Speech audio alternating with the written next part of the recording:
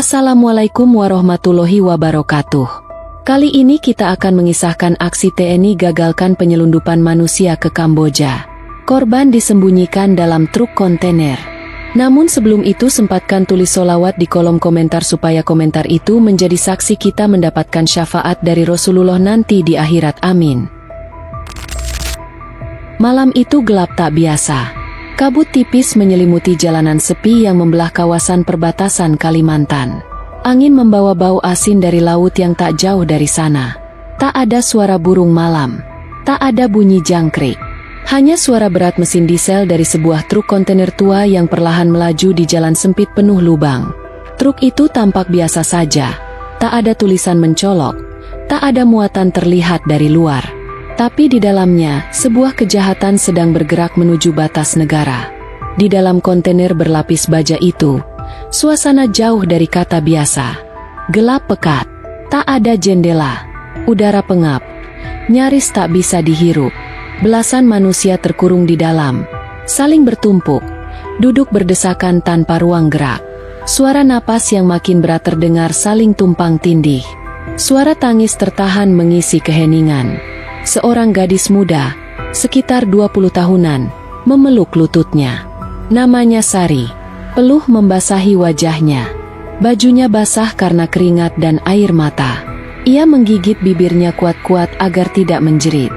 Di sampingnya, seorang ibu muda mengguncang anak kecil yang lemas di pelukannya. Anak itu tak bersuara lagi. Panas di dalam kontainer seperti membakar paru-paru. Sari menatap ke sekeliling, mencoba memastikan semua masih hidup. Sabar, sebentar lagi kita sampai. Bisik seorang laki-laki tua, entah pada siapa, mungkin untuk menenangkan dirinya sendiri. Tapi semua tahu, mereka tidak tahu akan dibawa kemana. Sari ingat janji manis di awal, kerja di pabrik elektronik, gaji besar, fasilitas lengkap, semua lewat pesan WhatsApp. Agen perekrut bicara sopan, bahkan membantu pengurusan paspor. Tapi begitu ia tiba di kota, Sari tak pernah lagi melihat paspornya. Ia disuruh naik bus bersama belasan orang lain. Dijanjikan akan diantar ke bandara. Tapi bandara itu tak pernah ada. Yang ada hanyalah truk besar ini. Peti mati berjalan. Di sisi lain, truk itu melintas perlahan melewati pos kosong yang sengaja ditinggalkan aparat yang sudah disuap. Sopir tak banyak bicara. Seorang pria kekar duduk di kursi sebelah, memegang radio komunikasi dan sesekali melirik peta rute. Kalau lancar, jam 2 pagi sudah di titik serah. Kapal cepat sudah siap. Dari sana langsung ke laut. Dan bye-bye Indonesia. Truk terus melaju. Tapi malam itu, ada yang berbeda. Ada mata lain yang memperhatikan dari balik bayang-bayang hutan. Tak terlihat, tak terdengar, tapi mereka ada. Sementara itu, di dalam kontainer, Sari mulai kehilangan kekuatan. Kepalanya pening, napasnya pendek-pendek. Ia tak tahu apakah masih malam atau sudah pagi. Ia hanya tahu satu hal, jika tak ada keajaiban malam ini, mereka akan mati pelan-pelan, atau lebih buruk lagi, dikirim ke tempat yang tak pernah bisa mereka pulang. Di luar, suara serangga akhirnya kembali. Tapi bagi belasan jiwa di dalam kontainer itu, dunia terasa makin menjauh, dan malam baru saja dimulai. Langit masih hitam pekat ketika sebuah motor trail tanpa lampu sorot berhenti di balik semak di sisi barat pos komando distrik militer, Kodim 1017. Pengendaranya mengenakan jaket lusuh, helm bertutup debu, dan wajahnya tersembunyi di balik masker hitam.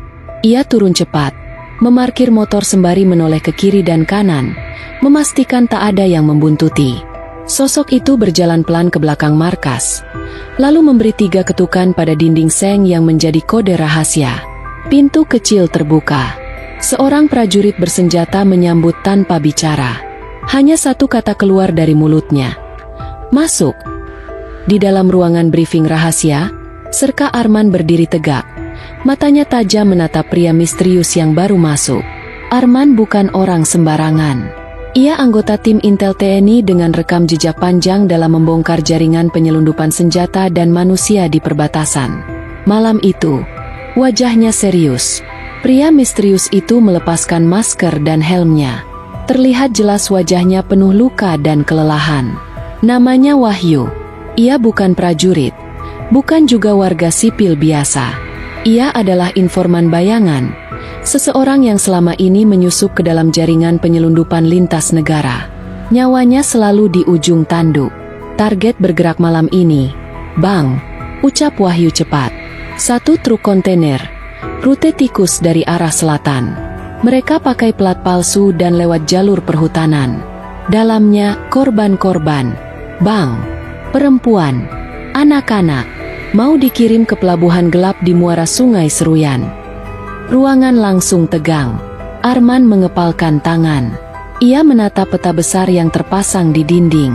Beberapa titik merah ditandai, tapi 1 jalur belum ditandai. Jalur yang baru disebut Wahyu. Berapa orang di dalam truk? Tanya Arman. Kurang lebih 13. 1 sopir, 1 pengawal bersenjata. Sisanya korban. Semua akan diselundupkan lewat kapal cepat malam ini juga. Kalau lewat malam ini, kita kehilangan mereka. Arman menarik napas dalam. Lalu matanya menatap langsung ke arah Mayor Rama, perwira yang bertanggung jawab atas operasi khusus malam itu. Izinkan saya bentuk tim. Kita cegat sebelum sampai ke pelabuhan. Mayor Rama mengangguk cepat. Lakukan dengan senyap. Tidak ada jejak, tidak ada suara. Mereka pasti sudah siapkan jalur kabur. Arman memberi hormat, lalu berbalik. Ia tahu waktu mereka sangat sedikit. Setiap detik adalah nyawa yang dipertaruhkan. Malam itu juga, markas kecil TNI bergerak seperti sarang semut dibalikan. 5 orang prajurit pilihan dikumpulkan. Semuanya sudah hafal jalur hutan, siap tempur, dan tak dikenal oleh jaringan sindikat. Mereka mengganti seragam dengan pakaian preman. Persenjataan ringan dan komunikasi diam. Tidak ada bendera, tidak ada lambang. Ini adalah operasi tak resmi. Di sebuah ruangan kecil, Arman membuka loker dan menatap foto kecil yang ditempelkan di dalam pintunya. Seorang perempuan muda tersenyum di sana. Adiknya. 3 tahun lalu, adiknya hilang dalam kasus serupa. Tidak pernah ditemukan. Tak ada mayat. Tak ada kabar. Ia menatap foto itu sesaat, lalu mengambil rompi anti peluru dan berkata pelan, "Aku akan pastikan mereka nggak hilang seperti kamu." Di luar markas, langit mulai berubah. Bintang perlahan tertutup awan. Hutan di perbatasan diam, seakan menanti. Dan di kejauhan, suara mesin truk kontainer masih terus melaju, membawa nyawa-nyawa yang menjerit dalam diam. Tapi malam ini, mereka tidak tahu bahwa TNI telah membuka mata. Udara malam semakin pekat. Jam digital di pos komando menunjuk pukul 00.47. Tidak ada bunyi klakson. Tidak ada tanda-tanda lalu lintas di jalur tanah berbatu yang mengarah ke perbatasan utara Kalimantan. Jalur itu disebut Lorong Mati oleh warga sekitar. Jalan tua bekas tambang yang sudah lama tak digunakan secara resmi. Tapi bagi sindikat, itulah jalur emas. Di tengah gelap malam, 6 sosok bergerak cepat di antara rimbunnya pepohonan. Mereka menyusup tanpa suara, menghindari batang kering, menyatu dengan gelapnya hutan. Di depan barisan itu, Serka Arman memberi aba-aba tangan. Mereka sudah mempelajari jalur lintasan truk lewat rekaman drone dan laporan Wahyu. Titik pertemuan diperkirakan akan terjadi di sebuah jembatan kayu tua di tengah hutan. Sebelum kendaraan bisa masuk ke jalan utama pelabuhan, mereka harus menangkap truk itu sebelum melintasi jembatan. Jika lewat dari titik itu, mereka akan kehilangan kesempatan. Bravo 1. Posisi jembatan aman. Tidak ada gerakan. Kami tunggu perintah. Suara dari radio terdengar nyaris berbisik. Arman merespons cepat. Bravo 2, siapkan penyekatan. Jangan tembak kecuali terpaksa. Target kita, korban selamat. Ulangi, korban selamat. Terima, Komandan. Waktu berjalan cepat. Arman berjongkok di semak, membuka teropong malamnya, dan melihat lampu samar bergerak perlahan dari kejauhan. Itu dia, gumamnya. Monster besi itu bawa manusia. Di dalam truk, suhu dalam kontainer makin menggila. Sari sudah kehilangan rasa di tangan dan kakinya. Anak kecil di dekatnya mulai mengigau. Seorang ibu tua sudah pingsan. Tidak ada yang tahu berapa lama lagi mereka bisa bertahan. Sari mendengar suara rantai bergoyang. Itu dari pengait kontainer yang mulai bergetar. Truk mulai melambat. Apakah sudah sampai tujuan? Apakah ini akhir? Sopir menurunkan kecepatan saat mendekati jembatan. Pengawalnya menurunkan kaca jendela dan menyalakan senter, memeriksa jalur di depan. Aman, katanya. Tapi sesaat kemudian, suara keras terdengar dari semak-semak. Berhenti. Cahaya lampu sorot menyala dari dua arah. Laser merah dari senapan taktis mengarah ke kepala sopir dan pengawal. Dalam sekejap, suasana berubah jadi medan perang. Turunkan senjata. Turunkan sekarang juga. Teriak salah satu prajurit. Pengawal menarik pistol, tapi belum sempat membidik. Satu tembakan senyap bersarang di bahunya. Ia jatuh dari kabin, meraung kesakitan. Sopir panik, mengangkat kedua tangan sambil menjerit. Saya cuma disuruh bawa barang, sumpah saya nggak tahu apa-apa. Arman melompat dari balik semak, langsung naik ke pintu belakang kontainer. Ia memberi kode kepada Sertu Bima, yang membawa kunci pemotong gembok. Gembok besar di pintu belakang langsung dipotong paksa. Begitu pintu terbuka, aroma busuk dan panas langsung menyeruak. Pemandangan di dalamnya membuat semua prajurit tercekat. Manusia, belasan manusia. Mulut mereka dilakban, tangan diikat, sebagian besar nyaris pingsan. Arman langsung masuk ke dalam, melepas lakban di mulut salah satu korban. Kalian selamat, kami dari TNI. Kalian aman sekarang. Sari membuka matanya. Samar, tapi cukup untuk melihat wajah berseragam itu. Matanya mengalirkan air mata. Tolong, anak kecil itu, dia belum bergerak. Salah satu prajurit langsung mengangkat tubuh kecil dari pelukan ibunya. Napasnya lemah, tapi masih hidup. Mereka butuh pertolongan medis. Cepat, evakuasi semua korban. Hubungi tim medis di pos B. Siapkan mobil cepat, teriak Arman. Sementara itu, dari balik hutan, suara ranting patah terdengar. Ada gerakan mencurigakan. Arman langsung menyadari sesuatu. Siapkan posisi tempur. Mereka nggak sendiri. Ini baru pembuka. Dan di tengah gelapnya malam, suara motor dan langkah kaki berat mulai mendekat. Pertarungan sesungguhnya baru saja dimulai. Hening malam yang semula mendominasi hutan perbatasan mendadak berubah jadi medan neraka. Setelah truk berhasil dihentikan dan para korban mulai dievakuasi, suara motor trail dan teriakan samar dari kejauhan memecah sunyi. Arman langsung tahu, itu bukan bantuan. Itu adalah anak buah sindikat yang datang menjemput kontainer berisi muatan manusia. Posisi tempur. Semua siap. Teriak Arman sambil menurunkan pelindung helm taktisnya. Prajurit TNI segera berpencar. Dua orang langsung membawa anak kecil dan perempuan tua ke balik batu besar, menjauh dari titik bentrokan. Sementara yang lain mengokang senjata, menempati semak-semak dan akar pohon sebagai perlindungan alami.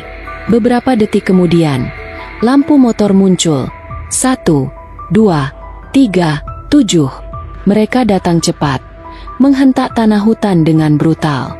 Para penunggangnya membawa senapan laras pendek dan parang tajam. Wajah mereka tertutup balac lava. Mata mereka penuh amarah. Mereka menjerit kasar. Balikan truknya, atau kalian mati di sini. Arman tidak membalas.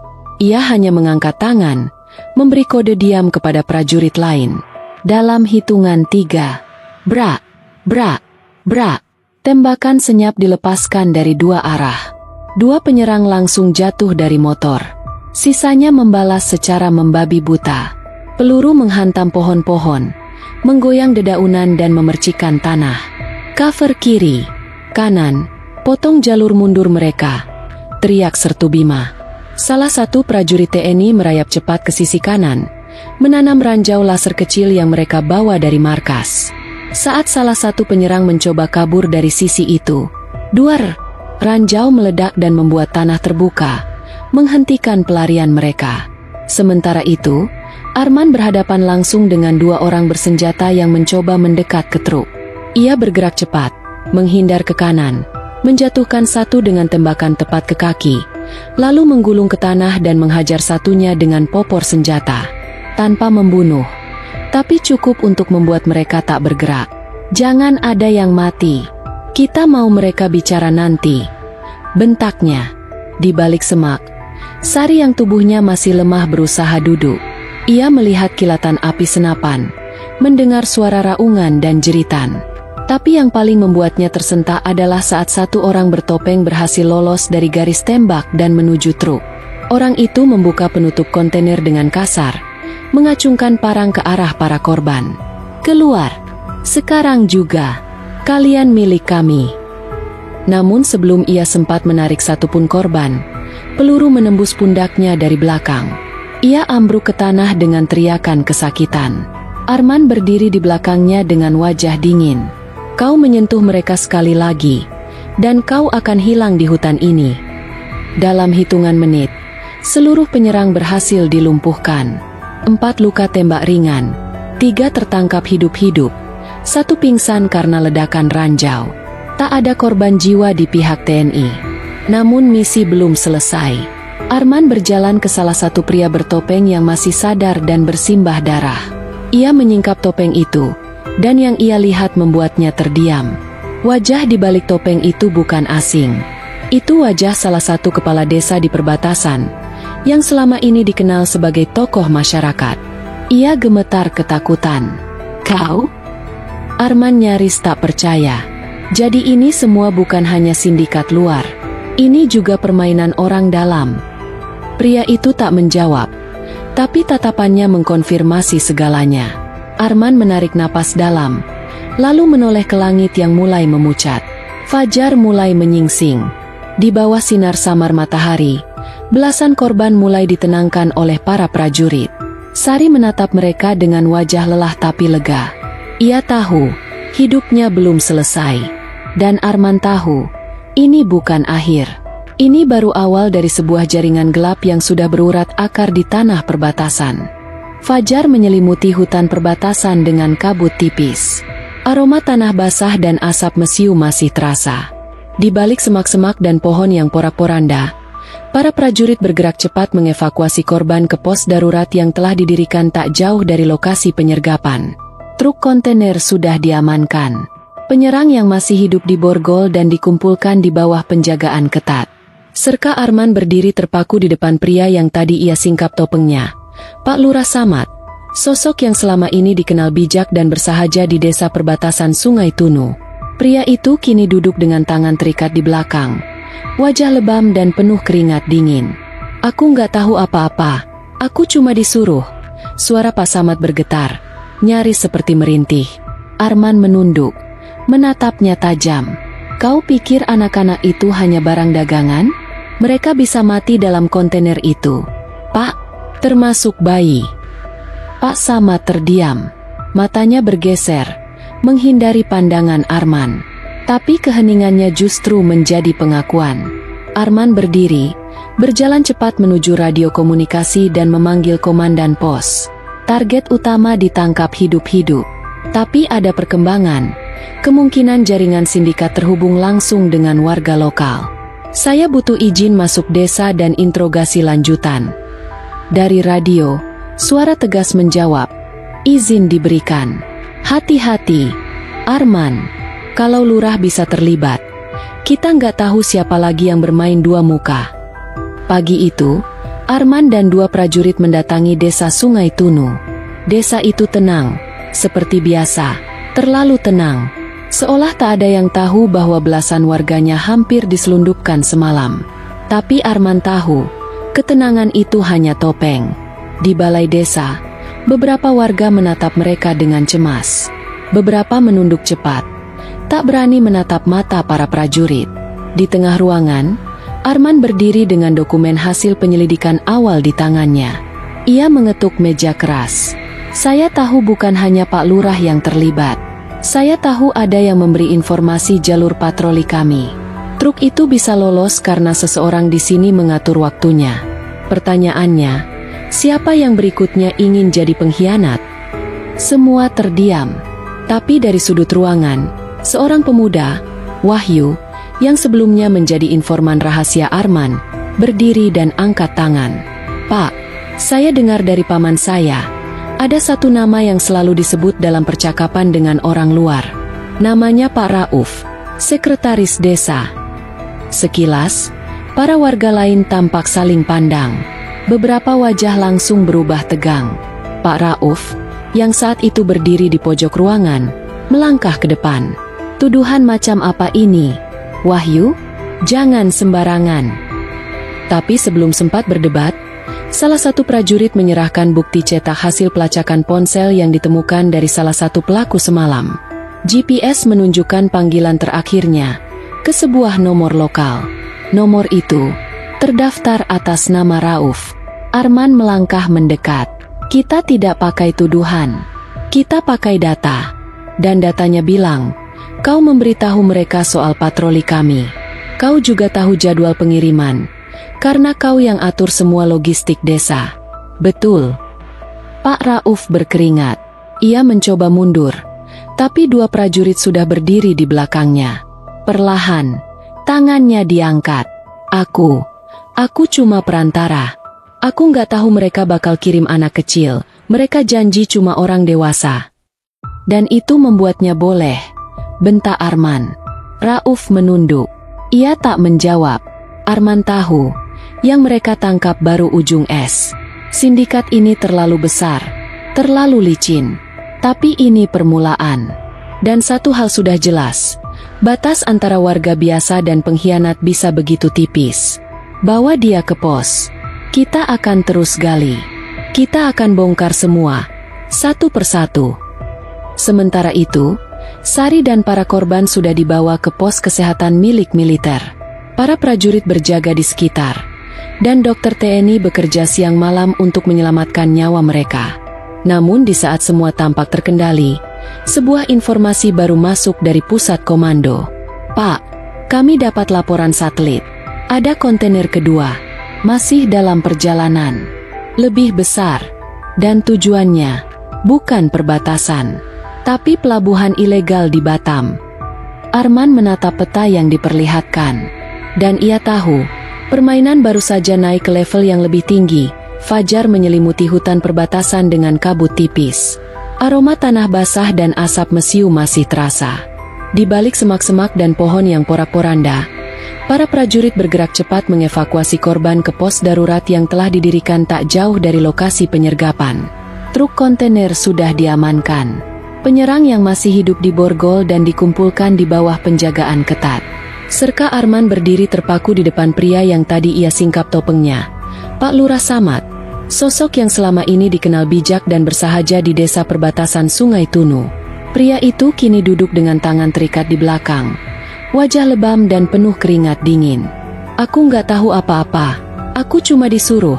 Suara Pak Samad bergetar, nyaris seperti merintih. Arman menunduk, menatapnya tajam. "Kau pikir anak-anak itu hanya barang dagangan? Mereka bisa mati dalam kontainer itu, Pak, termasuk bayi."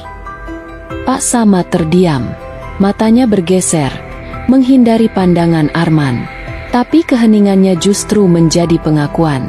Arman berdiri, berjalan cepat menuju radio komunikasi dan memanggil komandan pos. Target utama ditangkap hidup-hidup. Tapi ada perkembangan. Kemungkinan jaringan sindikat terhubung langsung dengan warga lokal. "Saya butuh izin masuk desa dan interogasi lanjutan." Dari radio, suara tegas menjawab, "Izin diberikan. Hati-hati, Arman. Kalau lurah bisa terlibat, kita nggak tahu siapa lagi yang bermain dua muka." Pagi itu, Arman dan dua prajurit mendatangi desa Sungai Tunu. Desa itu tenang, seperti biasa, terlalu tenang. Seolah tak ada yang tahu bahwa belasan warganya hampir diselundupkan semalam. Tapi Arman tahu, ketenangan itu hanya topeng. Di balai desa, beberapa warga menatap mereka dengan cemas. Beberapa menunduk cepat, tak berani menatap mata para prajurit. Di tengah ruangan, Arman berdiri dengan dokumen hasil penyelidikan awal di tangannya. Ia mengetuk meja keras.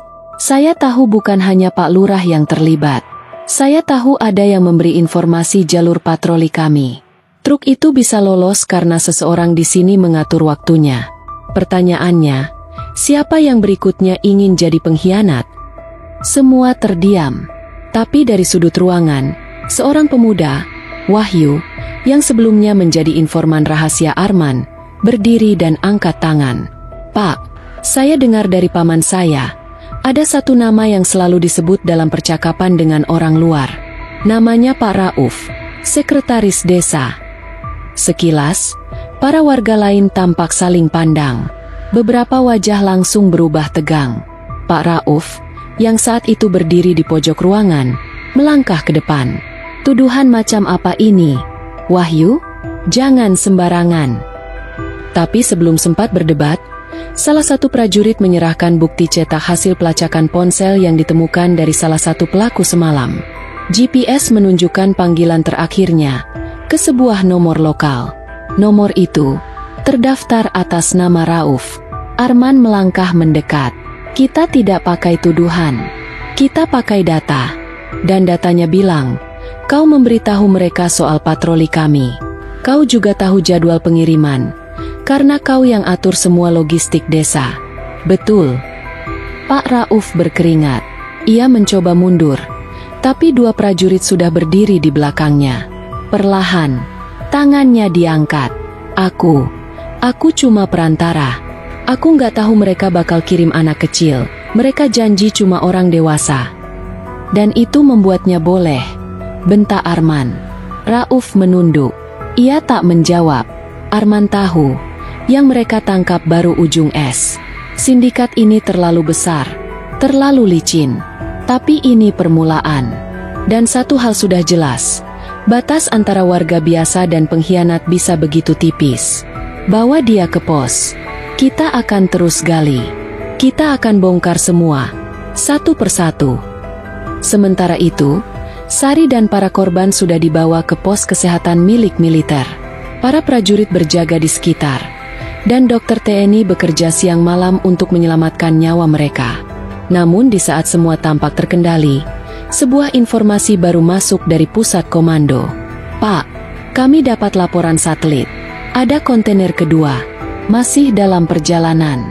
Lebih besar, dan tujuannya bukan perbatasan, tapi pelabuhan ilegal di Batam." Arman menatap peta yang diperlihatkan, dan ia tahu, permainan baru saja naik ke level yang lebih tinggi. Langit mendung menggantung di atas markas komando taktis, ketika Arman berdiri di depan layar proyektor besar yang menampilkan citra satelit. Gambar buram memperlihatkan sebuah truk kontainer yang melaju di jalur tanah tersembunyi menuju pelabuhan kecil di daerah hinterland Batam. Kontainer itu berwarna abu-abu tua tanpa tanda. Tapi sinyal GPS menyatakan dengan pasti, ini target berikutnya. Kontainer ini diduga membawa lebih dari 30 orang korban, termasuk balita dan remaja putri. Mereka disiapkan untuk diberangkatkan lewat jalur laut. Tujuan akhir, Kamboja, ucap Mayor Prasetyo yang memimpin operasi intelijen gabungan. Arman menggertakkan gigi. Mereka percepat pengiriman setelah tahu satu truk gagal. Mereka takut keburu kita tangkap semua.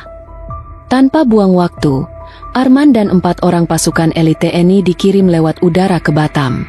Di dalam pesawat C-295, Arman memandangi foto-foto para korban yang sempat direkam dalam ponsel pelaku. Beberapa wajah masih bisa tertawa meski di tengah derita. Tapi ia tahu, jika mereka lolos ke luar negeri, mereka takkan pernah kembali. Setibanya di Batam, tim langsung bergabung dengan unit khusus Angkatan Laut dan polisi militer yang telah menyamar di sekitar kawasan Pelabuhan Tua, daerah yang telah lama dicurigai menjadi jalur gelap sindikat. Malam menjelang, udara lembab dan penuh bau garam laut. Di balik deretan gudang kontainer, Arman dan timnya bersembunyi, memantau truk abu-abu yang baru saja berhenti. Beberapa pria bertato turun dari kabin, membuka kontainer dengan acuh tak acuh. Dari celah pintu, terdengar tangis tertahan dan napas sesak. Hitung mundur 5 menit. Setelah transfer ke kapal dimulai, kita serbu, bisik Arman di radio. Namun sesuatu terjadi. Seorang wanita remaja, mengenakan kerudung kusam, tiba-tiba mencoba kabur dari kontainer. Ia berlari terbata, meski rantai masih membelenggu kakinya. "Lari!" jeritnya. Salah satu penjaga menarik pistol, siap menembak. Dor! Tembakan itu tak pernah mengenai target. Arman lebih cepat. Ia menembak dari atap kontainer, langsung menjatuhkan pria bersenjata itu ke tanah. Dalam hitungan detik, pasukan TNI melompat keluar dari balik tumpukan peti kemas. "TNI, jangan bergerak!" Perang kecil pun meledak. Suara tembakan bersahutan di antara gema besi kontainer. Penjaga sindikat mencoba melawan, tapi kalah jumlah dan strategi. 2 orang lari ke kapal cepat, tapi sudah ada tim marinir yang menunggu di dermaga. Arman berlari menuju kontainer utama, menendang pintunya hingga terbuka. Di dalamnya, belasan tubuh manusia terbaring lemas, sebagian terikat, sebagian terlalu lemah untuk bangun. Di antara mereka, Sari duduk memeluk seorang anak kecil, anak yang seharusnya tidak pernah tahu dunia kelam perdagangan manusia. Arman menggenggam tangan mereka satu persatu, memastikan denyut nadi mereka masih terasa. "Kalian selamat sekarang," bisiknya. Tapi perasaan kemenangan itu tak bertahan lama. Dari radio, suara intel utama menyelinap masuk, dingin dan menggetarkan. "Serka Arman, kami temukan manifest kapal tujuan. Ternyata bukan hanya Kamboja. Ada koneksi dengan jaringan gelap di Myanmar dan Thailand. Nama-nama pemesan manusia juga mencantumkan kode identitas dari lembaga resmi luar negeri." Arman mengernyit. "Lembaga resmi? Maksudnya pemerintah?" "Bukan, tapi yayasan. Beberapa bertopeng sebagai LSM asing. Mereka jadi pembeli. Mereka biayai sindikat ini." Arman terdiam. Matanya menatap pelabuhan yang kini gelap dan basah oleh darah dan lumpur. Yang mereka hadapi bukan hanya sindikat lokal, tapi jaringan internasional.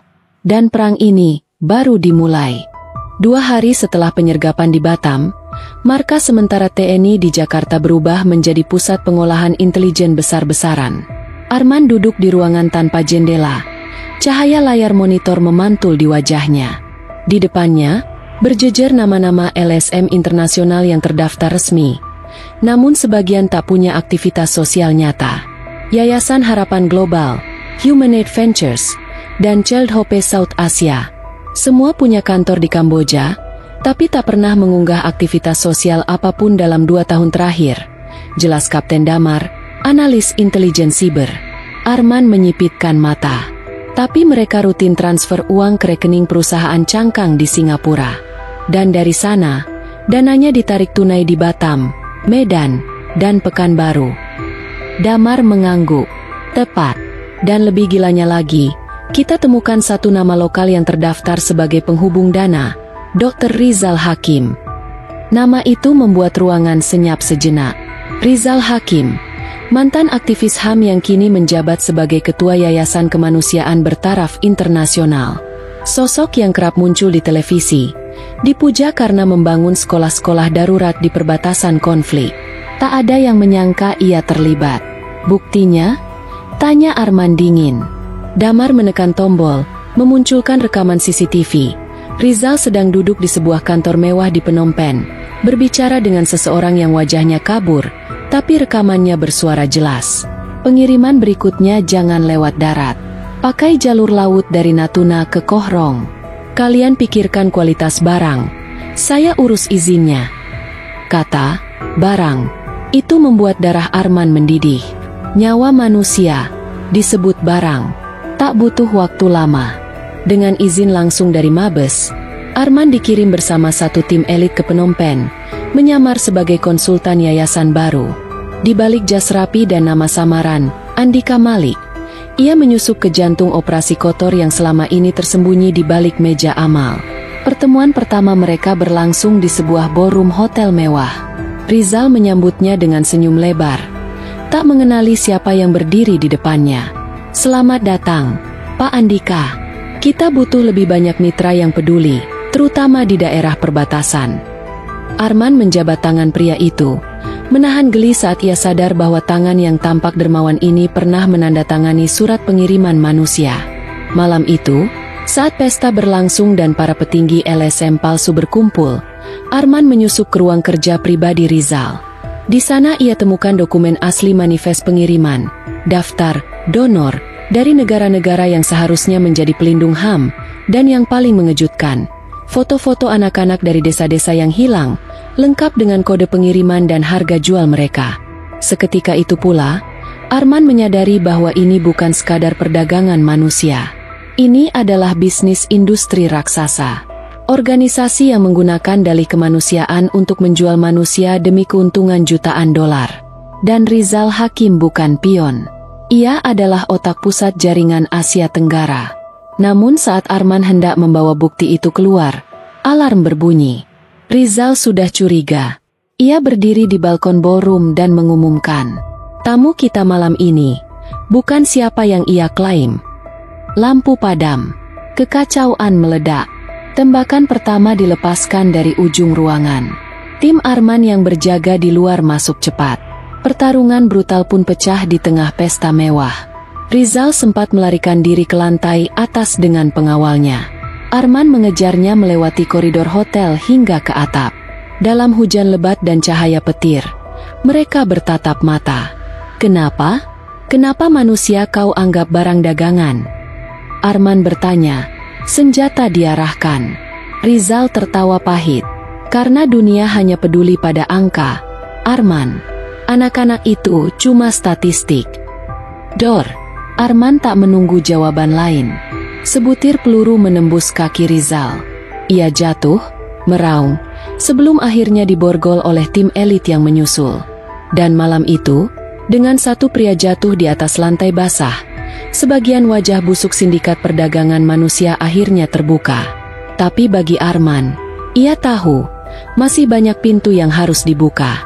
Karena akar kejahatan ini, jauh lebih dalam dari yang ia kira. Langit fajar di atas laut Natuna berwarna merah darah, seolah ikut menyaksikan perang yang akan segera meletus. Arman berdiri di geladak kapal cepat TNI AL, matanya memandang ke arah utara, menuju batas laut yang menjadi jalur pelarian terakhir sindikat perdagangan manusia. Rizal Hakim memang tertangkap, tapi tidak semuanya selesai. Dari hasil interogasi singkat, terungkap bahwa satu kontainer terakhir, disebut sebagai kargo istimewa, telah diberangkatkan dari pelabuhan tersembunyi di Kalimantan Timur menuju pulau terpencil di kawasan selatan Vietnam. Kontainer itu bukan berisi puluhan korban biasa. Kontainer itu berisi 9 gadis remaja dan 1 bayi, anak dari salah satu korban sebelumnya. Mereka akan dijual bukan kepada perantara, melainkan langsung kepada kolektor tingkat tinggi, pengusaha hitam dari negara-negara konflik yang membayar dengan emas batangan dan berlian. Transaksi dilakukan di tengah laut, di kapal pribadi mewah yang dikawal milisi bersenjata. Kalau kita tidak bergerak sekarang, mereka akan hilang selamanya di lautan, kata Arman di hadapan komandan pasukan. Dengan restu langsung dari Mabes TNI dan kerjasama diam-diam dengan Satuan Tempur Angkatan Laut Vietnam, misi pengejaran pun dimulai. Sebuah operasi bersandi, langit hitam, diluncurkan. Target penyelamatan dan penghancuran total armada pengangkut. 4 kapal cepat TNI bergerak dalam formasi panah, membelah ombak laut Natuna. Di dalam ruang komando, Arman menerima koordinat real-time dari drone pengintai udara. Kapal target terdeteksi berlayar tanpa bendera nasional, dengan bentuk menyerupai kapal kargo tua, namun ternyata memiliki geladak bawah penuh senjata otomatis. 1 jam kemudian, pertempuran laut pun dimulai. Kapal target menyadari kehadiran tim penyergap dan melepaskan tembakan peringatan. Dentuman meriam laut menggema, menggetarkan air asin. Tapi pasukan TNI sudah siap.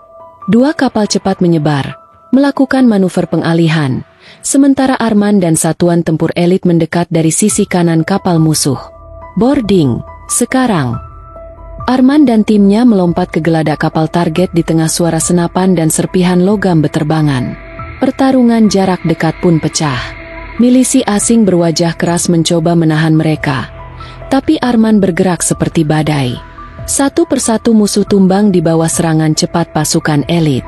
Di dalam ruang bawah kapal, Arman menendang pintu besi kontainer, menemukan 9 gadis yang ketakutan dan 1 bayi yang menangis pelan dalam dekapan seorang perempuan muda. Suasana pengap, penuh bau darah, asin, dan ketakutan. "Jangan takut," kata Arman lembut, membopong sang bayi dengan tangan bergetar. "Kami pulangin kalian." Namun, saat hendak kembali ke geladak, bom waktu berbunyi. Mereka aktifkan autodestruk. Mereka bunuh diri demi hapus jejak, teriak salah satu pasukan. Waktu hanya tinggal 3 menit. Arman berpikir cepat. Ia perintahkan tim untuk evakuasi lewat jalur darurat belakang kapal, sementara ia sendiri membawa 2 korban terakhir yang belum bisa berjalan. Dalam kepanikan, seluruh tim melompat ke kapal penyelamat satu demi satu. Ledakan pertama mengguncang langit. Gelombang tinggi mendorong kapal hingga nyaris terbalik. Tapi semua korban berhasil diselamatkan. Dari balik asap dan air asin, kapal sindikat perlahan tenggelam ke dasar laut, mengubur semua dokumen dan jejak perdagangan jahat untuk selamanya. Di atas kapal TNI yang bergerak menjauh, Arman duduk memeluk bayi kecil itu. Gadis kecil itu menangis pelan, lalu perlahan tertidur dalam pelukan seragam loreng. Langit sudah mulai cerah, tapi Arman tahu, ini bukan akhir. Karena selama dunia masih memandang manusia sebagai barang dagangan, selama ada satu orang yang rela menjual nyawa demi uang, maka perang ini akan terus berulang.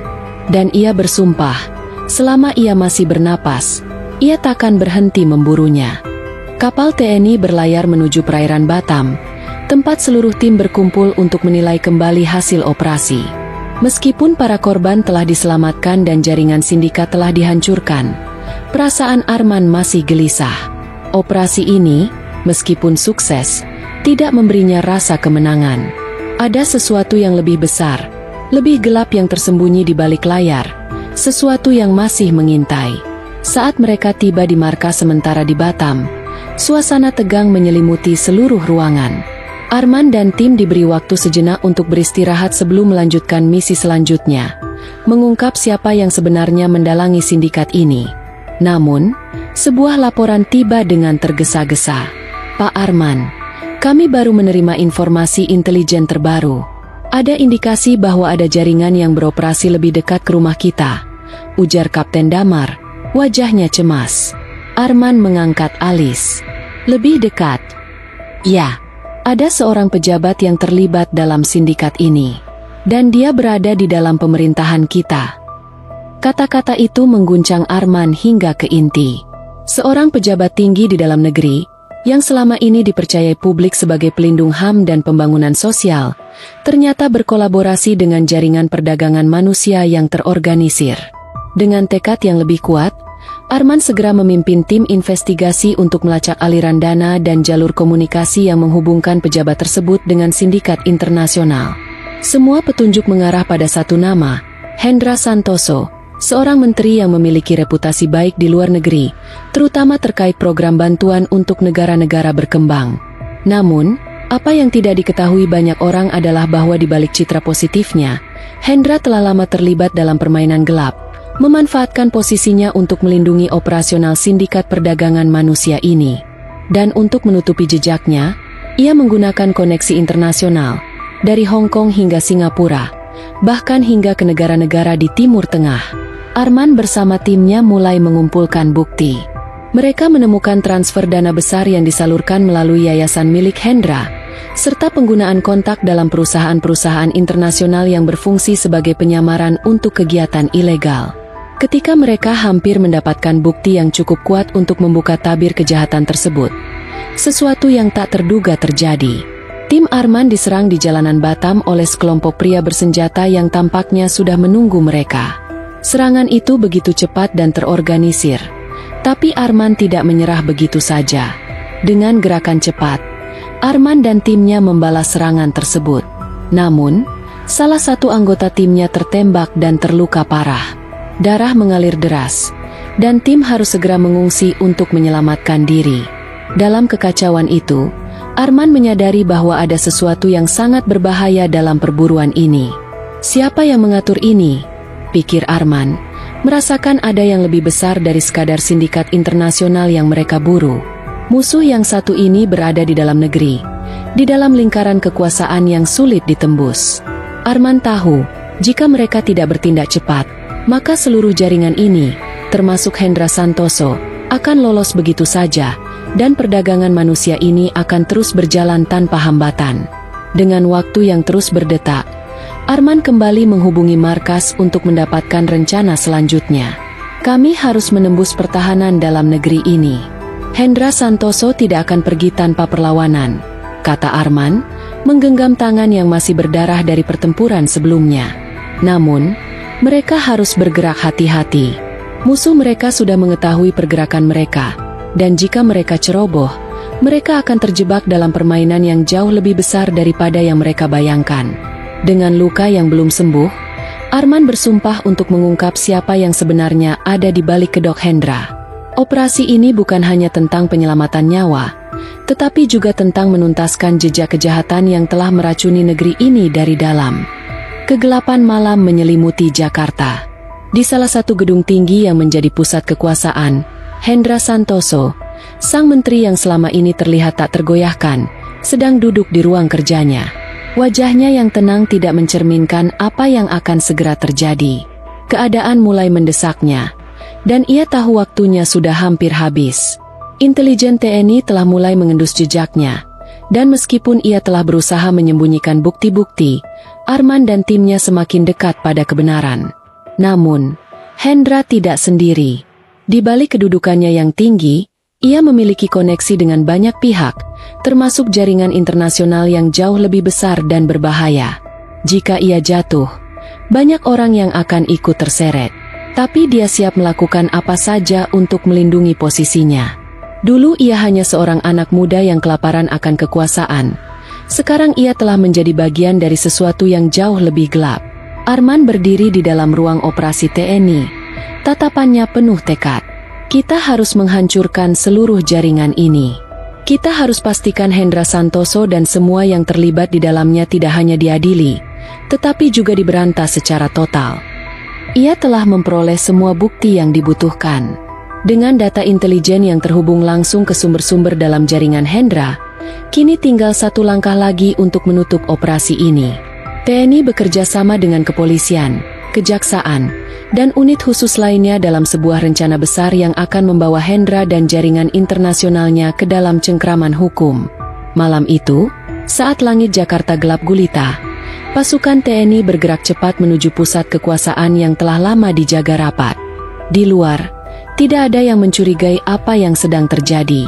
Tim elit yang dipimpin oleh Arman telah siap dengan serangan mendalam yang tidak akan memberi kesempatan kepada Hendra untuk melarikan diri. Rencana penyerbuan dilakukan secara terorganisir. Tim Cyber TNI mematikan seluruh sistem komunikasi di gedung-gedung pemerintahan, sementara unit tempur melakukan penyusupan ke beberapa titik strategis. Arman, yang ditemani oleh Kapten Damar dan beberapa anggota tim terbaik, memasuki gedung tempat Hendra bersembunyi. Di dalam ruang kerja Hendra, suasana berubah kacau saat pintu terbuka dengan keras. Arman dan timnya masuk dengan senapan terarah. Hendra, yang tengah berbicara dengan seorang rekan bisnis, terkejut dan mencoba melarikan diri, tapi sudah terlambat. Ia ditangkap hidup-hidup di hadapan tim penyidik yang sudah menunggu di luar.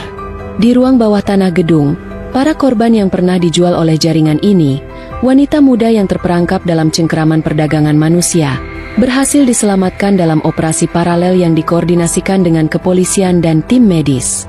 Setelah Hendra berhasil dibekuk, Arman memimpin penyelidikan lebih lanjut. Bukti-bukti yang ditemukan semakin membuka lebar mata dunia mengenai betapa dalamnya jaringan perdagangan manusia yang melibatkan banyak tokoh besar, baik dari dalam negeri maupun luar negeri. Kejaksaan segera menetapkan Hendra sebagai otak utama dari sindikat tersebut. Namun, meskipun Arman merasakan kemenangan yang manis, ia sadar bahwa ini hanyalah awal dari babak baru.